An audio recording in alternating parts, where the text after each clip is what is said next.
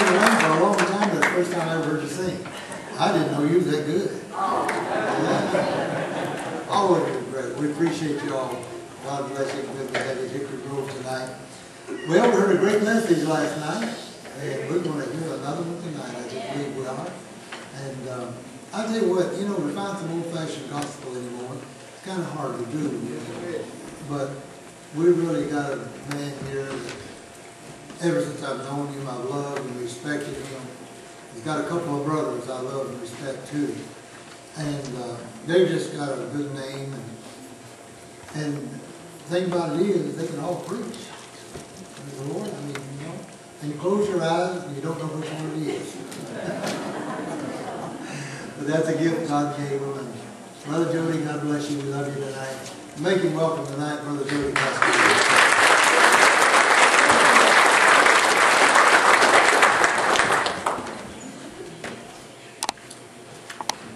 Amen. Glad to be in the house of God tonight.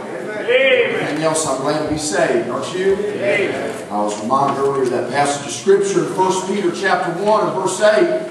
Peter said, "For as much as you know that you were not redeemed with corruptible things, such as silver and gold, but with the precious blood of Christ, as of a lamb without blemish and without spot." I like how Peter started the verse, don't you? He said, "For as much as you know." In other words, it's something you already know. But he said, just in case you forgot, let me remind you, you've been redeemed. Amen. That's how I feel about it tonight. You may have came into this service and you're troubled on every side, cast down, burdened by the cares of this world. Let me tell you, friend, as Peter said, let me remind you, you've been redeemed. Amen. If you don't got anything else, you're saved and you're on your way to heaven. That's enough. Listen. Amen. I appreciate the Lord. Appreciate each one of you for being here in this service tonight. And I just love and appreciate your pastor, Brother Emmett, so very much. Just count it an honor and a privilege to be considered his friend. And we talk on the phone, and we both like to talk. So sometimes it's hard to get off the phone, but I just appreciate his fellowship, his ministry, all that he does here at this church. And I just appreciate the singing. What that great singing tonight is. We're going to get straight into the reading of the Word of God, Judges chapter number 14. If you have your Bibles, amen. Judges chapter 14 is where I'll begin the reading. And if you'd like to read there with me tonight, that'd be great. And we'll begin the reading there at verse number 1. And of course, following down to verse number 6. So that we can have a fruitful altar call. That'd be all right with you? That's what I'm looking forward to. Judges chapter number 14, verse number 1. The Bible said, "And Samson went down to Timnath, and saw a woman in Timnath of the daughters of the Philistines. And he came up and told his father and his mother, and said, I have seen a woman in Timnath of the daughters of the Philistines. Now therefore get her for me to wife. Then his father and his mother said unto him, Is there never a woman among the daughters of thy brethren, or among all my people, that thou goest to take a wife of the uncircumcised Philistines? And Samson said unto his father, Get her from me, for she pleaseth me well. But his father and his mother knew not that it was of the Lord, that he sought an occasion against the Philistines. For at that time the Philistines had dominion over Israel.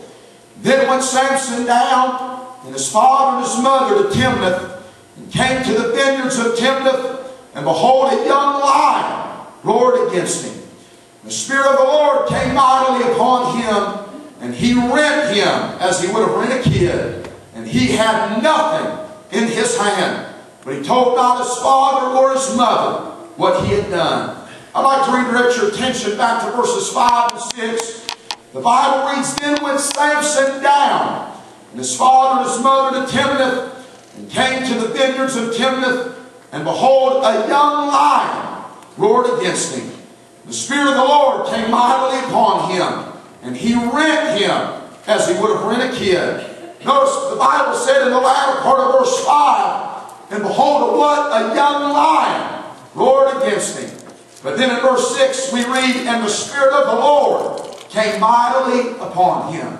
In verse 5 the lion roared, but in verse 6 the Spirit came. Amen. I want to preach to you tonight, if the Lord would anoint me. I want to preach on you don't have to lose to the lion. You don't have to lose to the lion. Out of all the books of the Bible, the book of Judges has to be one of the saddest and the most tragic. From the beginning all the way to the end, this book is filled with the folly of forsaking God. From chapter 2 and verse 10, the Bible tells us there arose another generation after them which knew not the Lord, nor yet the works which He had done for Israel. That is the synopsis of the book of Judges. And I believe it is a summary of this present hour. I believe we could say, much like the writer did, that we are living in a generation that knows not the wonderful works of the Lord. A generation that is ignorant of His mighty acts. That was the epitaph of Israel, and is the epitaph of America. You see, when we pull the covering from over this nation, we see the corrupted heart of man at its worst. They had been plunged into the depths of depravity and blasphemy, but it didn't just stop there, because in the middle of this book, we found that there was an atmosphere of perversion that encompassed the people of that land. They were perverted in their thinking, perverted in their morals, and perverted in their worship. And I'm afraid that is an exact parallel of our day. This book even concludes on a negative note, for the last sentence, which is found in chapter 21 and verse 25, says, "In those days there was no king in Israel, and every man did that which was right in his own eyes." And that expression gives us not only the key to this book, but also the key to human nature. And I'll tell you tonight, if that's where you are, if you are not serving the King of Kings, and if you are not allowing Him to be the Lord of your life, I said, if He is not your master, then you will always end up doing that which is right in your own sight. You'll always take your way. But let me tell you, every time you go your way, you'll always go the wrong way. Every time you go your way, it'll always lead you to a life of ruin, to a life of rebellion, and to a life of rejection. I said, if there is not a king among you, then you will be subjected to wickedness, to immorality, and to a corrupted condition. Amen. But although this nation had no sense of morals, and although they had no concern for keeping the laws of God, God still made some spiritual provisions for them, didn't He? We read right at the very beginning of this book, in chapter 2, in verses 16 through 19, where God raised up judges. Now, if you study it out, you'll find that the word judge is really translated to mean Savior. That's exactly what God was doing, wasn't it? He was raising up Saviors to deliver His people out of the state of distress and out of the spirit of declension. There were 13 judges in all, but one of them, Abimelech, was an apostate judge.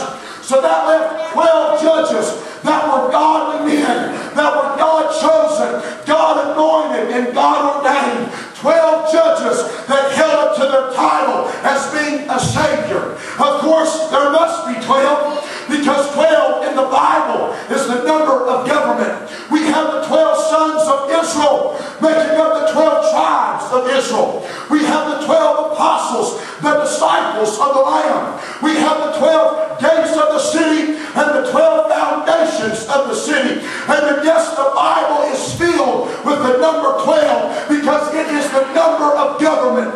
And out of these 12 judges, Samson was the greatest of all. In fact, some have even related him to a type of Jesus Christ.